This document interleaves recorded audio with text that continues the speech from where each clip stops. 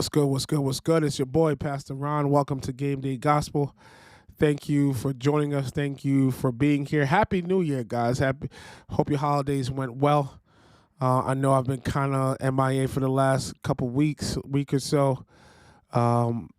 Besides just the holiday run around and going back and forth and not having time, my health has not been 100%. I had a bad cold, bro. Like I don't know what the heck was wrong with me, but I had a very nasty cold. As you probably could hear, my voice is still a little bit raspy, but nonetheless, I feel I wanted to come on just to reach out to you guys, just to check in with you guys, make sure you guys are doing well. This might not be a long episode because I don't think my throat can handle it, my voice can handle it. But nonetheless, let's talk. So for those of you who did not catch my most recent, episode from the car reacting to the trade from the Knicks, the Raptors and Knicks with RJ Barrett, going RJ Barrett and Emmanuel quickly, and a second round pick going to Toronto, and we pretty much just getting a couple of bench guys, Malachi Flynn, Precious, I don't know the guy's last name, Precious something, whatever his last name is, but the main guy coming to Knicks is OG Anunoby. How do I feel? Again, for those that did not hear my rant and my plea at the podcast, I'm not happy. I don't like the trade. I do not understand the trade. I don't get. I don't know what's going on. I mean, we could say, hey, yo, it could have been something where, we had three lefties and it's time for us to get rid of one of the lefties. Get rid of Julius Randle. That's the guy you get rid of. You don't get rid of RJ Barrett on a $20 million a year contract. We can't do this, bro. We can't do this. We can't do this, man. This is not going to work, man. Like this type of thing where now we're sitting here and it's all about building around Jalen Brunson and Julius Randle. It seems, I don't know, bro. It's not doing it for me, man. I keep, if I were Knicks, I would keep RJ Barrett because RJ Barrett is a good player in the right system. You know what's mad? Scott Perry, who at this point last year was in the Knicks front office. He was the general manager for the Knicks, and he got replaced by Leon Rose, but he stayed on for a little while as vice president of operations, some random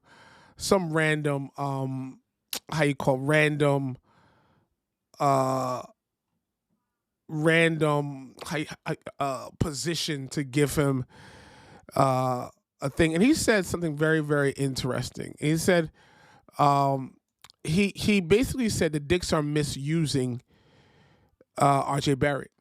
That what the Knicks were doing, the way the Knicks are doing, because if you watch the Knicks, you realize that RJ Barrett is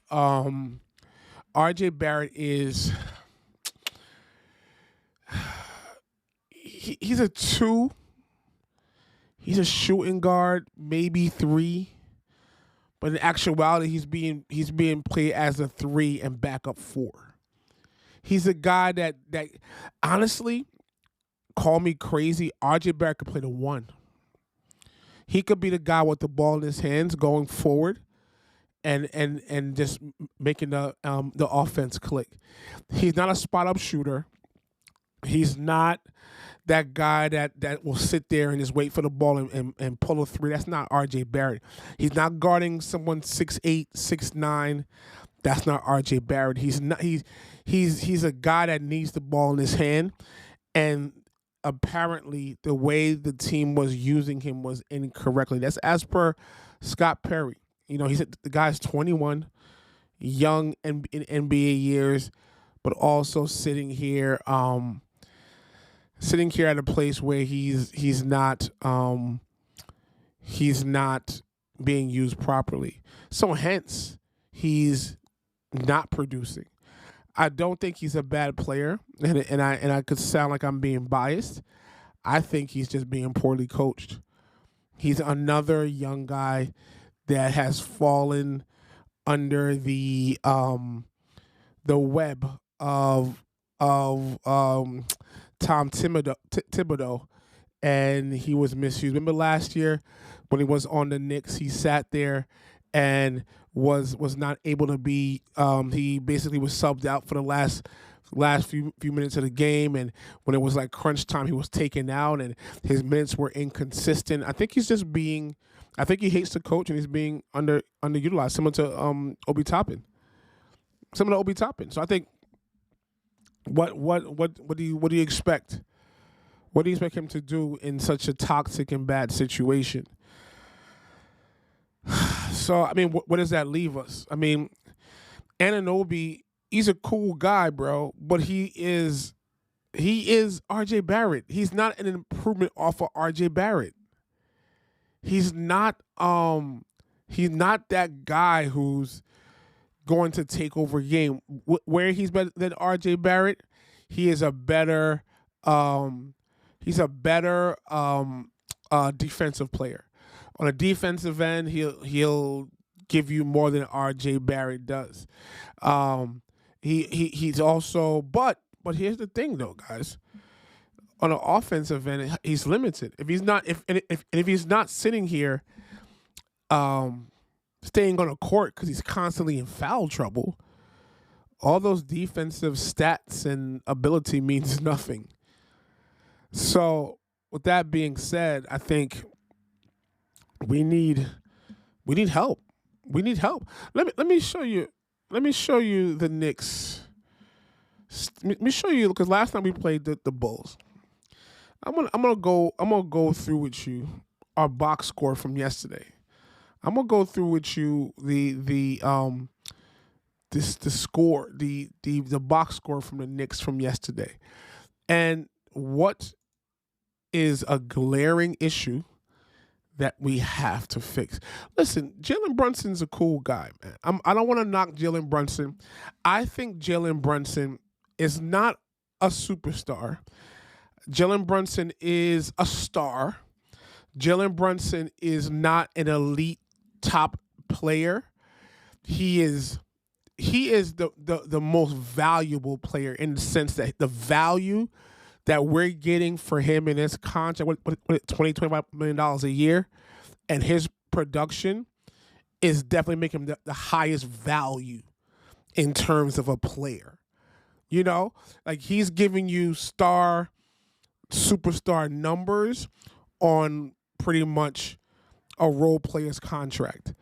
So we're going to pay for it in a few years, but I do have to, I don't want to ever tear him down. I love his game. I love what he's doing for the team. He is a key piece of the Knicks. But we have Randall. Randall. He's a low IQ, high volume player that will shoot you out of games, that will alienate teammates, that will that cannot. He's bully ball. Like if he can't bully you, if he can't like beat you up, he's not gonna score on you. Like in those seasons where they say those series and those games were like, you know what?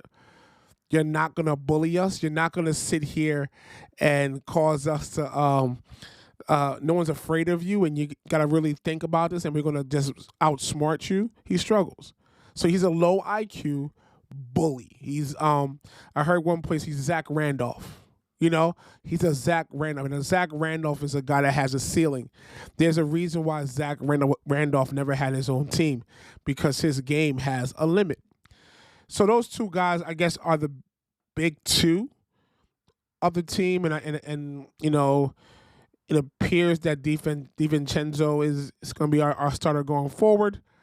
No more Quentin Grimes, and for all of you guys early in the season, I told you so. I told you so. Quentin Grimes is not a starting shooting guard in the league, despite forcing this guy to start against the Heat in a playoff run. But I don't want to talk about that. And you have Hartenstein, high energy, type of guy. Die for the ball, get a charge type guy. But nah. So these guys are forced to, and you got OG Anunoby. So these guys are forced to play big minutes. Like last night against the Bulls, Randall played 39 minutes. OG played 34 minutes. Hartenstein played 37 minutes. Brunson played 38 minutes. And Brunson, this is mad. So Brunson took 22 shots. Randall took 23 shots. The next most shots on the team was DiVincenzo at 10. Yo, this team, I hope there's something else on the horizon, because this team makes no damn sense. You cannot rely on two stars to carry your offense. 23 and 22 shots. But to their defense, who else is going to score? We took away our third option. We took away our fourth option. Who else is going to score? And here's the issue we have as well. Peep this. Precious Achiuwa, 11 minutes, 4 points. Jericho Sims, 1 minute, 0 points. McBride, right? McBride, his first name, Miles McBride, whatever that guy's name is. 10 minutes, 3 points. You know what's mad about the first name I showed? In 11 minutes, Precious Achiuwa was a minus 16. How does a team get outscored by 16 points in 11 minutes? Miles McBride, 10 minutes, a minus 15. Bro, minus 15. Yep, the heir apparent, right? Just got a contract extension, right? 3 points, no rebounds, no assists in 10 minutes. Josh Hart, 25. So pretty much he's the backup shooting guard, point guard. 25 minutes, 3 points, 5 rebounds, 3 assists. 1 for 5 shooting. And if you look, and if you peeped the game last night, he had the worst pass in NBA history. He was passing, I don't know who the ball was going to. That's how bad it was. He was passing to McBride. He passed the ball. It was going to and landed in the fifth row. What's going on here, guys? Josh Hart, right? Got the bag. 3 minutes, 5 rebounds, 3 assists. Quentin Grimes. Man, the star boy you guys were saying is a legit starting shooting guard in the NBA. 18 minutes, 8 points, 1 rebound, no assists, 1 steal. A minus 20. So what are we doing here, Leon Rose?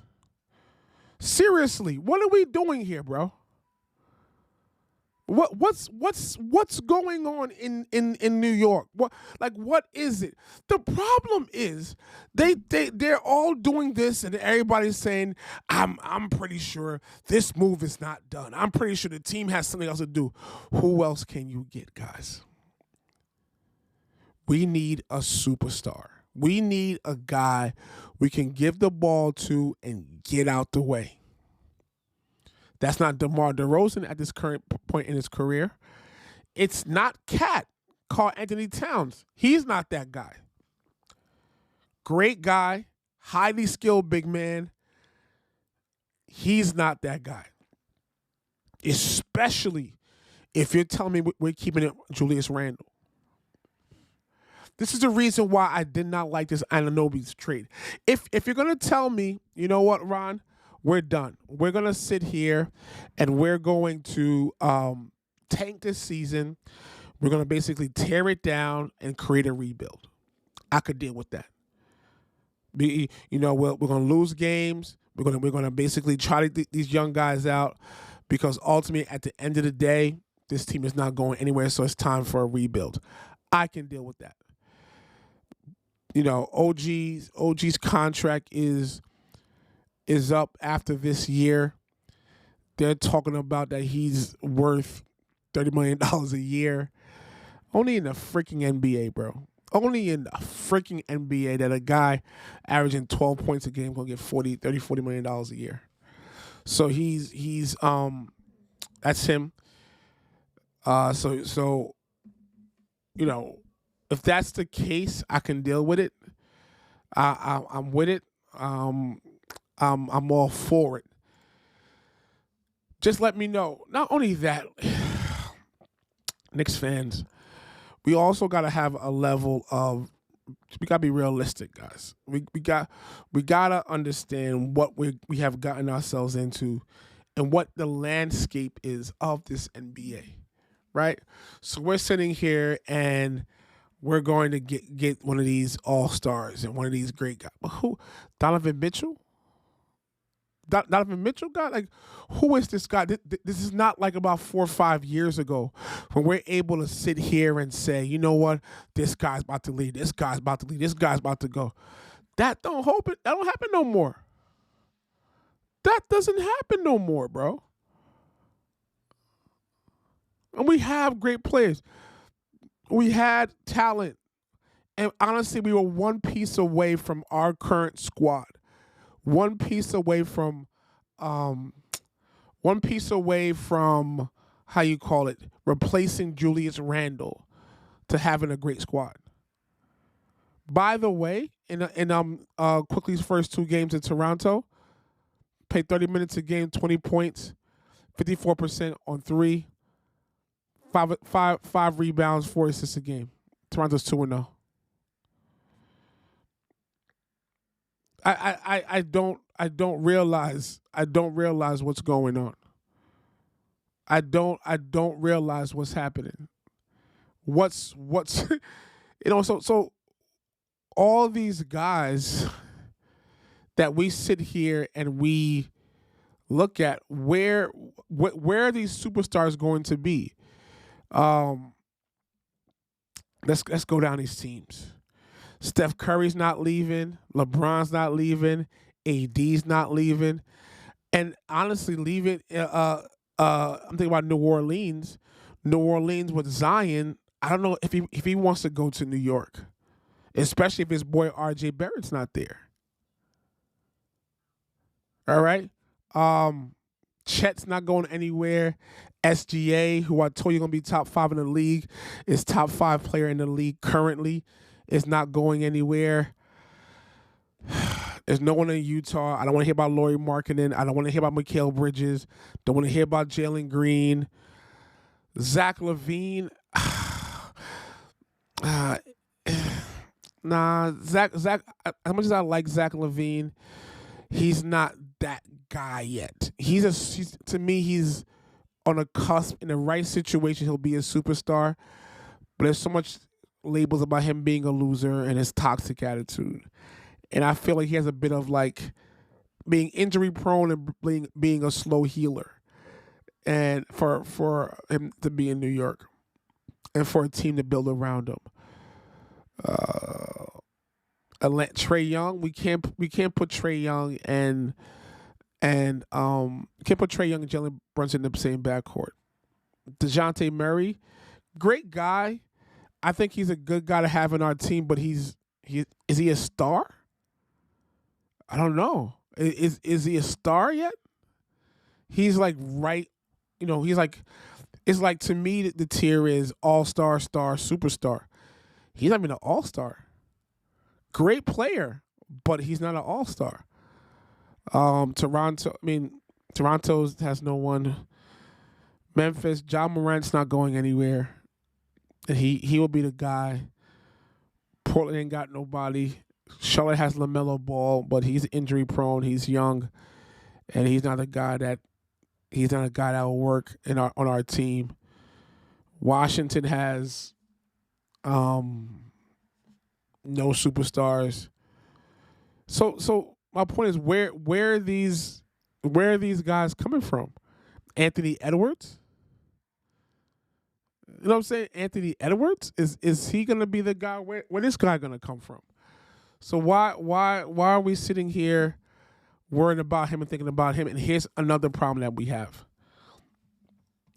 So here is the here are the teams, here are the top 5 teams that have the most cap space for next year, right? Projected cap space for this upcoming summer.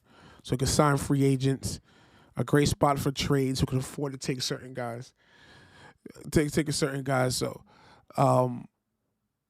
first you have Orlando, who's playing very well right now, and who are literally a player away because they have Jalen Suggs, they have Cole Anthony, 2 all-star young guys. They have Paolo Banchero, who is on the cusp of being a superstar. Like, he's a baller, bro. He is what we don't have. Kenny Smith said it. Some folks got upset that the Knicks don't have a Paolo Banchero on their squad, and we don't, right? So number 1 team is the Magic. Destination, no state income tax, a great destination. Number 2, which is crazy and it pains me, the Sixers. So the Magic is going to have $42 million projected under the cap, in cap room. Sixers, $41 million. 41 M's, bro. So wouldn't somebody want to play with Embiid? Can figure Tobias Harris is a free agent.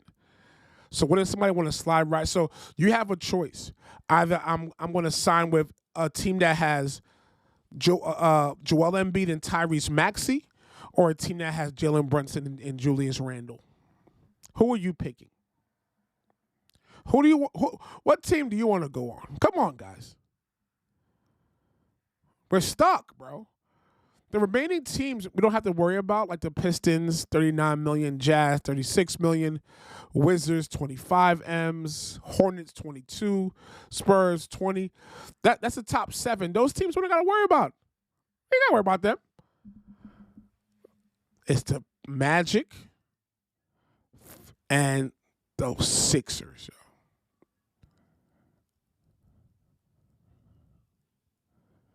So, and last, and thinking about next year, having OG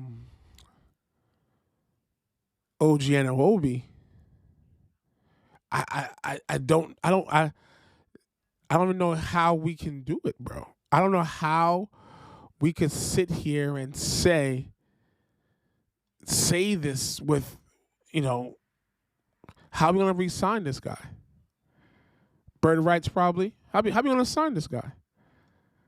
And furthermore, do we feel pressured to re-sign a guy at $30 or $40 million just because we ended up trading for him? Similar to how we traded, how the Giants felt pressured to sign Leonard Williams for a crazy contract, which means because of the fact that they spent a pick for him, a 3rd round pick for him, so they felt compelled, they felt forced to sit here and say, "Hey, we have to keep this guy on our team.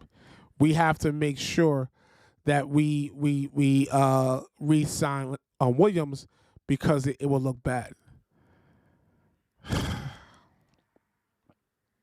So does that mean the Giants are going to feel forced to overpay for Anunoby just because they did what they did and they got him? I don't know. This team has me talking to myself. No sports team gives me. I think the closest could be is Manchester United. No sports team gives me as much angst as the Giants, as the Knicks. This team is probably my favorite sports team that I root for, and they're the one I'm the most invested in. But yeah, man,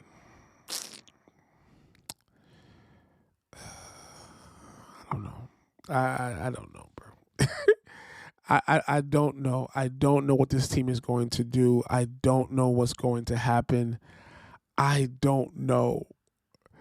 I just can't take this pain. I can't take this constant stress and anger and just stupidness from this team. The problem with the Knicks is that they think they're smarter than everybody. They think they're smarter than everybody. You sit here and you're dumb. Big ups to Gil Arenas, because Gil Arenas said it perfectly. He was like, "Yo, the Knicks need to burn their entire first front office for all this time. Not one superstar." One of the reasons why the R.J. Barrett thing messed me up too is because of the fact that he was homegrown. Like, we finally had a guy to call our own, that we're able to sit here and say, "Hey, this player is ours. Signed a second contract, first since Charlie Ward, etc., etc." And then we sit here and we're wondering, and now we trade him away. The reason why the Knicks suck so bad is because they can't draft. To able to have some of these rookie contracts mixed in with the veteran contracts. Our rookie contracts are Miles McBride at 3 years, $13 million. Like, it's a big freaking deal. So this is the problem. You see, that's that line, that box score I just shared with you. That is our problem. This is the reason why I hated the trade. How do you trade our third and fourth best offensive options? Two guys who can create shots.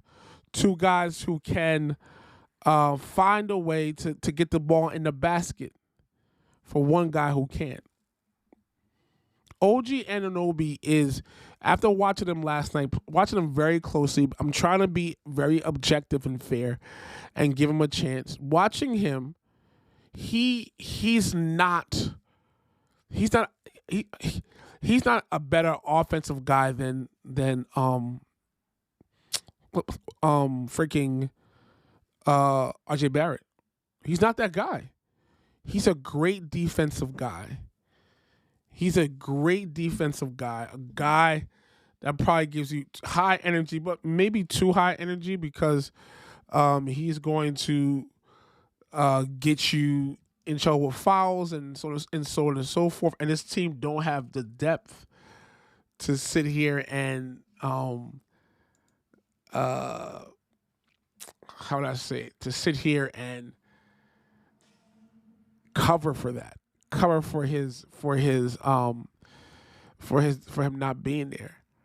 So I'm sitting there trying to think of a comp for him, like just really watching him. You hear a lot. You hear podcasts. You hear different things about people, about how good and how bad someone is, and you finally watch them play. Yeah, he's not a superstar. There's no way in hell. There's no way in all heck this guy should be getting $34 million a year. Like, my initial comp I had for him was Kawhi Leonard. But he's not nowhere near the offensive player that Kawhi Leonard is. He's very long, he's very athletic and high energy, but in terms of just being that player, nah. His contributions is going to be on the offensive end. Like, that's who you're gonna be, because look, career wise, he's 12 points a game. Like, if you want to compare him to R.J. Barrett played 5 years. He played 7 years. R.J. Barrett has scored 5,007 points. He scored only 4,704 points. Like, they're different players, man. He's a defensive player. He's Amon Shumpert. He's that kind of guy. That contribution is not going to be offensive. It's just going to be on the defensive end. But our problem is that prior to him, with R.J. Barrett, we had issues on the offensive end. His defensive ability is not enough to make up for 20 points a game. It's not enough to make up for 10 points a game. So we're in trouble, bro. That's why, and I'm giving him a chance. I'm giving the team a chance. I really want him to succeed. I want to be wrong, but now we're in trouble. We're gonna see. We're gonna we're gonna see what they have in store. We're gonna see what player, what move they have in store. The only other guy right now, if as a Knicks fan, there's two guys that we have our eyes on realistically to come to the Knicks, and via trade. The one guy, like I said earlier, is Anthony Edwards. Anthony Edwards to me is one of the top two players in the young players in the game now. I'm biased to because Shea is to me the best, my favorite, and I think the best player. Anthony Edwards, man, 27 points a game, 5 assists a game, shooting 39% from three. He's a star. Like he plays game. If he's out, it's because he misses it. It's because he's actually hurt. He's not low managing. Like he's really high energy, as well he should be. High energy, and he gets it, man. You know, he gets it. So I that's the guy, man. If anybody we could, again, I'm not gonna say Giannis. I'm not gonna say Joel Embiid, because those guys I don't think are gonna be available. Luka, I don't think is gonna be a Mark Cuban is not gonna let him leave. So he's not going to be available, and I don't know if I want Lucas on my team anyway. The other guy we have to keep our eye on is Jason Tatum. After giving Jaylen Brown that contract, $60-70 million a year, I don't think the Celtics could afford to keep both guys. You know, I don't think the Celtics are going to be able to keep both guys. So if that's the case, we should kick ties on Jason Tatum. The only issue that we're having is that I don't think Boston would trade him within the division to play him for 3-4 times every year. So that is the caveat. But he's the only other guy, man. I mean, even Zion. I think Zion is nice, but I don't know if Zion's a superstar. I don't know if he wants to be a superstar. You know what I'm saying? I don't know if he has that dog in him to be like, yeah, guys, I'm winning you a playoff series. Yo, I'm basically going. I'm on the court. Give me the ball. I'm gonna score. I don't think he has that dog in him, bro. I think he has more like, yeah, I'll do the best I can. And naturally, he's gifted. Naturally, he's skilled. But in terms of just having that edge that you need to play in New York and to be successful in the NBA, Zion's not that guy. He's not that guy. You know, that's it, guys. That is it. That is it. No Mikal Bridges. Joel Embiid is not going anywhere. Donovan Mitchell, he can't come to New York. The backcourt of 261 guards in the backcourt is gonna be a nightmare. For all that, get Trae Young. Trae Young is better than Donovan Mitchell. Yeah, get Trae Young. For all that.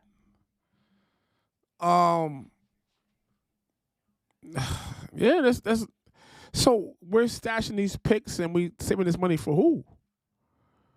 Whom?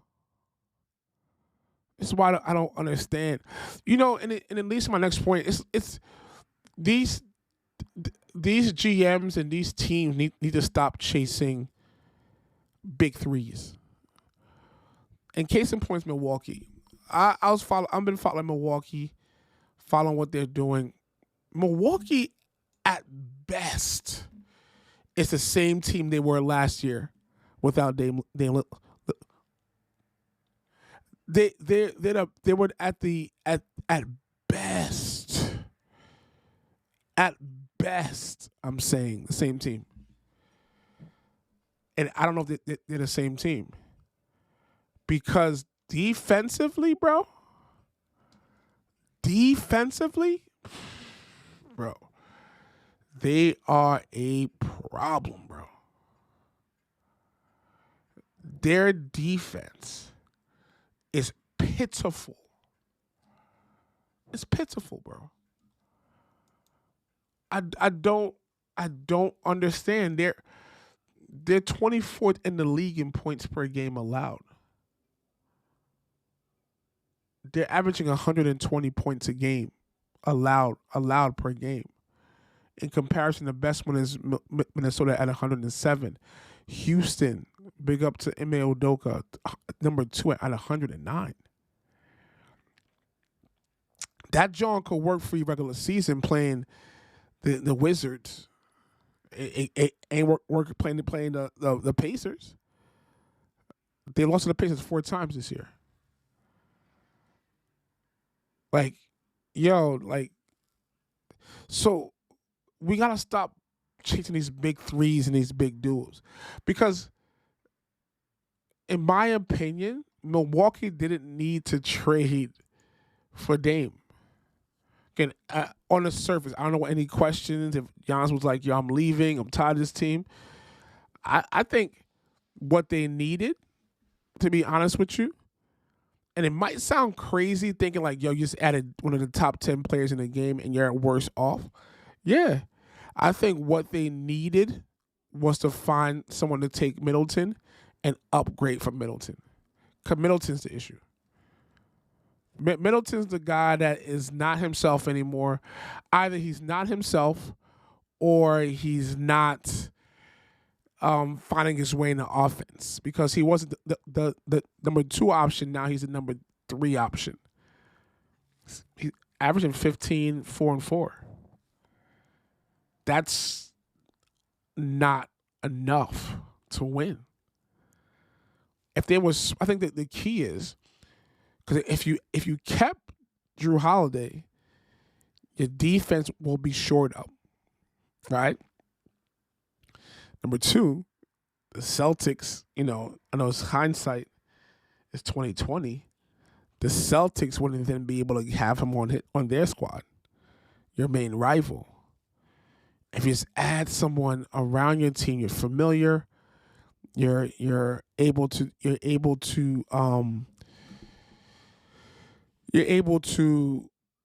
sit here and just build on what you have, you guys would be good.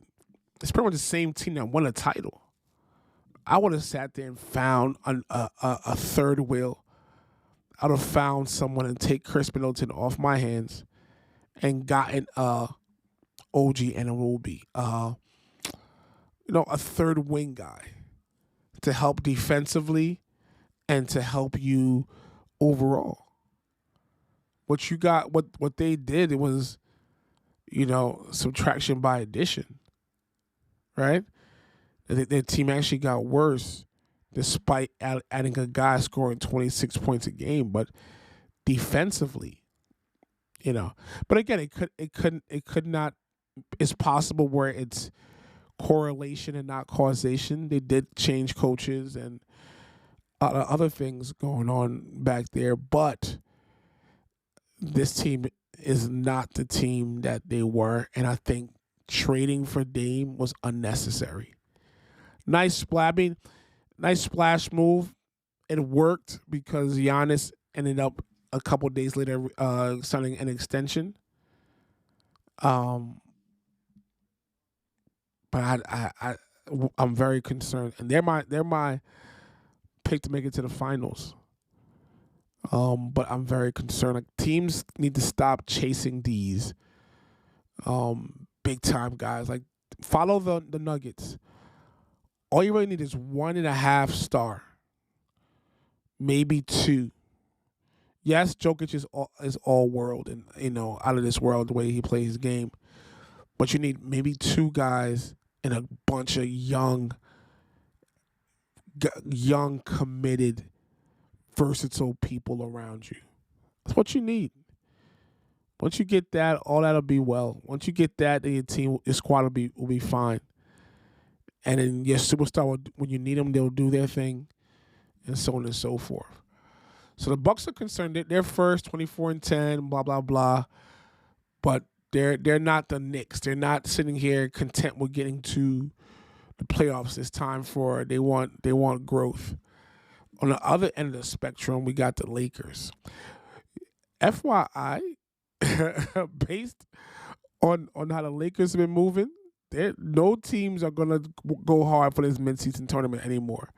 Because ever since that midseason tournament, the Lakers sat here and struggled. They're under 500. They're currently 17-18.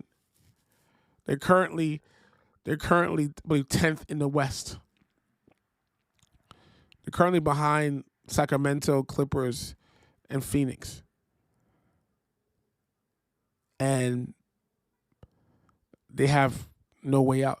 It baffles me that people want to sit here and tell me that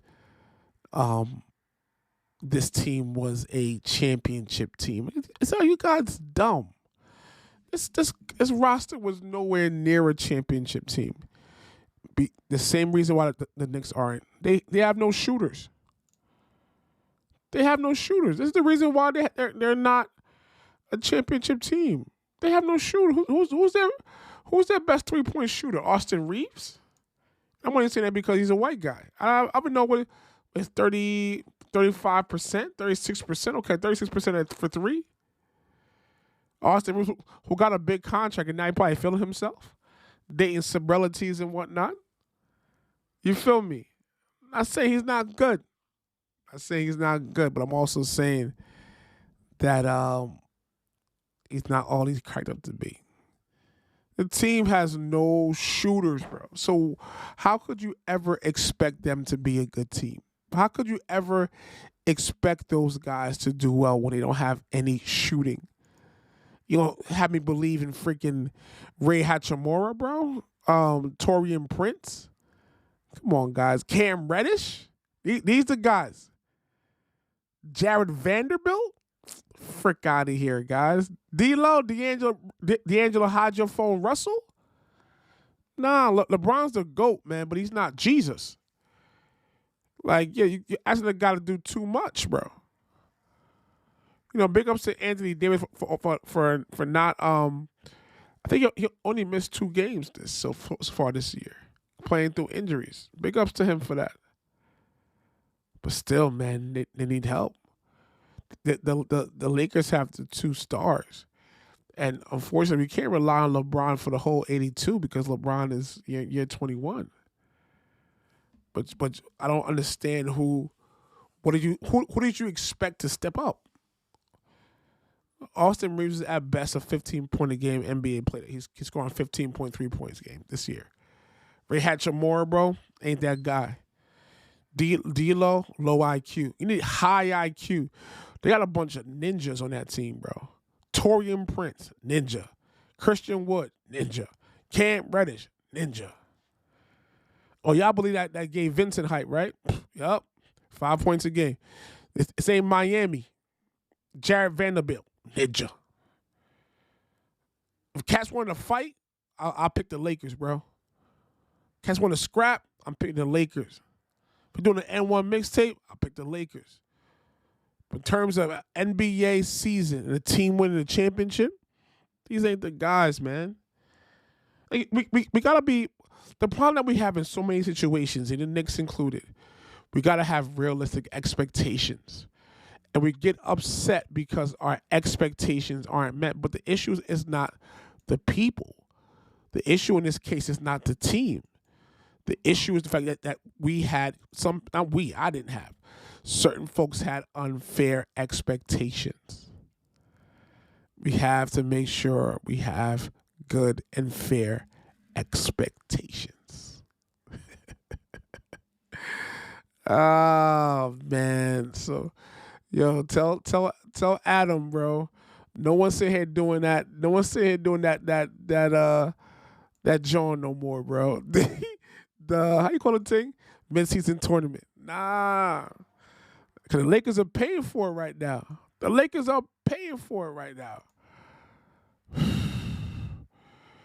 But at the end of the day, man, we got to trust. We got to sit here and just believe that things are gonna get better. That things are gonna figure it out. Bro, I don't know. We have to sit here and make sure that we manage our expectations. Yeah. But gun to my head, who's going to the finals right now? I think Sixers, bro. Sixers, Clippers. I told y'all, bro. Sixers, Clippers. Long as Kawhi stays healthy, and please, all of y'all that had the James Harden slander in my phone in the group chat on Twitter, please say I'm sorry. Yeah, I'm taking apologies. I'm taking apologies in 2024. Just say I'm sorry. We gotta go back and forth. Just say, Ron, I'm sorry, because he's balling, bro. He's balling. Kawhi's playing, and Paul George is healthy, back to all-star Paul George. That's one guy I'll take on the Knicks. When they were trying to trade for him last year, I was like, heck yeah, bro.